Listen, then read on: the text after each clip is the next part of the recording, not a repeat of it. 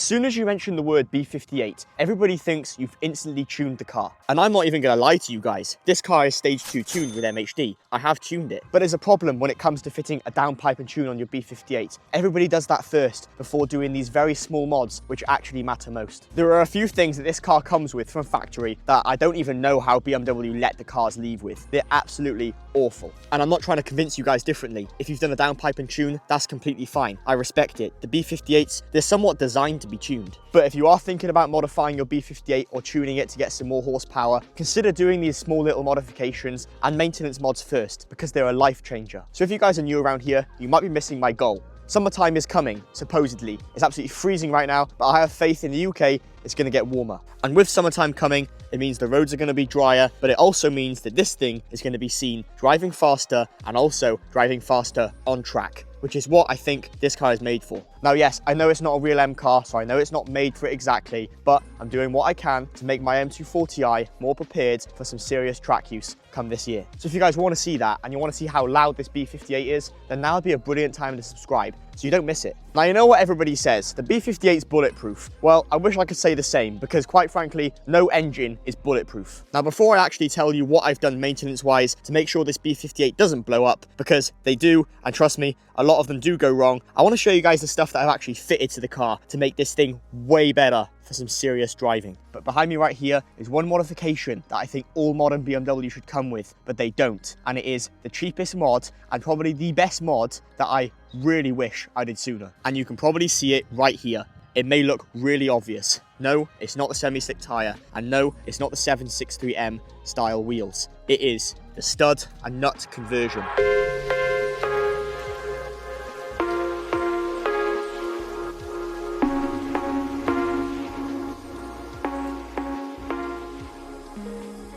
Now, if you're like me and you like modifying your BMW and you like changing your wheels, or you like fiddling with your brakes and upgrading parts, you'll know how much of a disaster it is to hold that wheel up while you try to locate the actual bolt that goes into the hub and try and align it all up. It's a pain, and I hate doing it. So for this upgrade, we've actually got a stud nut conversion on these cars for once. I did fit this on my social media, so if you want to see that, my TikTok and Instagram are linked down below. If you don't know how this works, basically the studs go onto the hub. So all you have to do is lift the wheels onto the studs, and then the studs hold the wheels while you then put the actual nuts on top of them, torque them down, and get them all up to the spec. Now, it's so easy, and it's such an easy modification to fit. I wish I did it sooner, and I don't know why I didn't do it sooner, because for the price, you can't go wrong. So if you decide to do some drifting, or you decide to do some laps on track, and you have a spare set of wheels, or you want to take your wheels off quickly to get the tires changed, it's so much easier with the stud nut conversion, because you can get your gun on there, undo the wheels, wheel off, take it somewhere or do whatever, and then put it back on with the ease of use. Now, that's the happy modification, and that's the one that went well. But you guys probably would have seen that I did fit brand new alloys and tires to my M240i, and these were supplied by B58 Bible. I got the gunmetal grey 763M alloys, which are perfect, and there's a reason I went from 19-inch alloys and I downgraded technically to 18-inch. I made a full video on it. If you want to watch it, it's on my channel. So we're getting there when it comes to actually fitting some parts and getting this car ready for track. I've made another video on the channel which you guys can watch of fitting the Cooler Works short shifter. This thing is a game changer. Just look at the throw on this. On track, this is going to improve things so much more. Look at that. That's all the way to first, and it moves like a centimetre. So that's great. We've got the stud nut conversion, we've done tyres, we've done wheels, we've done the Cooler Works shifter. There's a few issues with the B58, and it's maintenance-wise. Now, maintenance, it's boring, and if you go straight to a downpipe and tune before doing a maintenance, you're going to have a few headaches. And before anybody gets worried, this isn't me hating on the B58, it's just going to be a few little things that I'm just going to advise you guys to maybe look into or get done on your B58, or at least check it out. Now, we all know the B58 likes to lose coolant. Nobody really knows where it goes, but it goes somewhere. Now, while we're talking about coolant, we're going to mention two things: the coolant outlet flange and also the electronic thermostat that these cars come with. Now, to show you these, I would open up the engine bay to have a look, but quite frankly, you can't see anything to do with them, because to actually access these parts, it's almost impossible from underneath the car, so you have to take the intake manifold off. And if you know anything about B58s, they're charge cooled. So what's so bad about a charge cool system, you might ask? Well, there's pipes, there's coolant running through it, it's a big pain. I'm going to put on screen now the two parts that I replaced. One of them was the coolant outlet flange. It wasn't leaking and it wasn't broken, but it needed changing. These plastic parts, they go through heat cycles, and over time, that plastic becomes very brittle.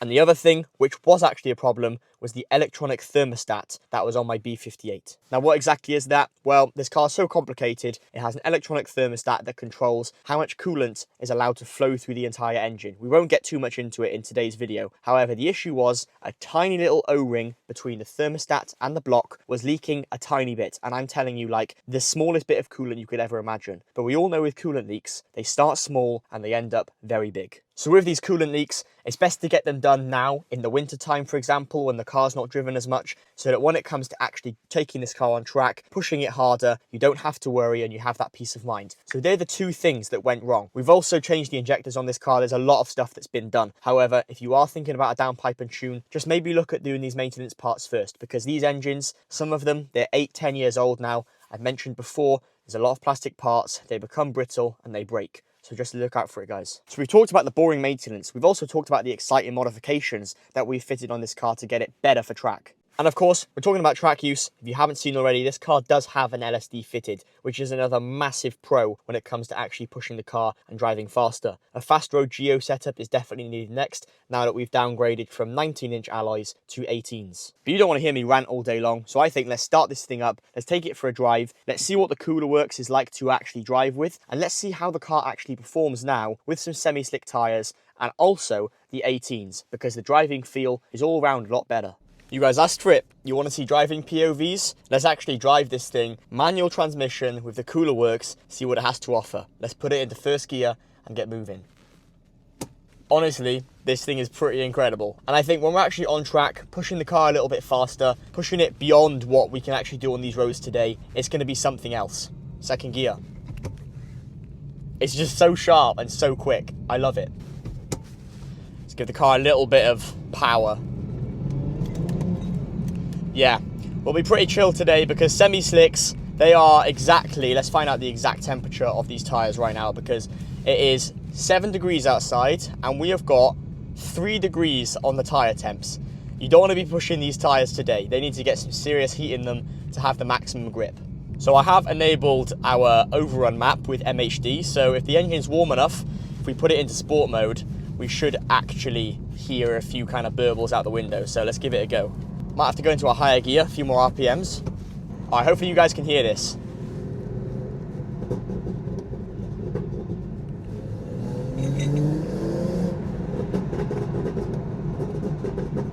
Now, I'm usually not the biggest fan of burbles, just because I think they're a little bit childish, and the car's pretty cool, but I'm not the biggest fan of them. So I think I'm just going to stick to the normal B58 tone, the crisp tone that it has, the deep tone, and the Cooler Works shifter, and have some fun with that.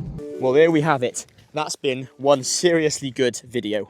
I hope you guys are just as excited as I am to actually get this thing on track and also take it to the Nürburgring for the second time. It's going to be amazing. So if you want to see that so you don't miss it, hit the subscribe button. It's completely free, it helps me out, and you don't miss any upcoming videos. Apart from that, you guys can let me know in the comment section what you thought to today's video and also what modifications you would fit next to actually get this thing better for some fast road driving and track use. Apart from that, as always, I really appreciate you guys watching. I'll catch you in the next video with the M240i. Bye for now.